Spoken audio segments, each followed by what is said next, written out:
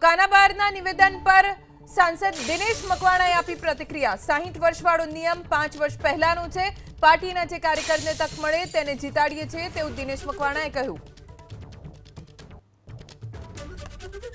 माननीय अध्यक्षश्रीए कह્યું એમ આ cadre base party છે।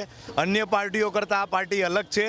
આ નિયમ આજે નથી આવ્યો, આ નિયમ 5 વર્ષ પહેલાં આવ્યો હતો અને એમાં પણ હું પણ એ નિયમના કારણે 4 ટર્મ કોર્પોરેટર બન્યો અને પછી નીકળી ગયો હતો।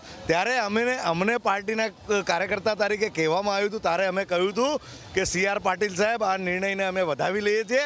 જે પણ પાર્ટીના કાર્યકર્તાને તક મળશે એને જનૂનથી જીતાડીશું। આ ભારતીય જનતા પાર્ટીનું આ કેડર છે। ત્યારે હું એટલું ચોક્કસ કહીશ કે ભારતીય જનતા પાર્ટી જે પણ નિર્ણય લાવે છે, ભારતીય જનતા પાર્ટીનો કાર્યકર્તા નગરસેવક એને વધાવી લેજે।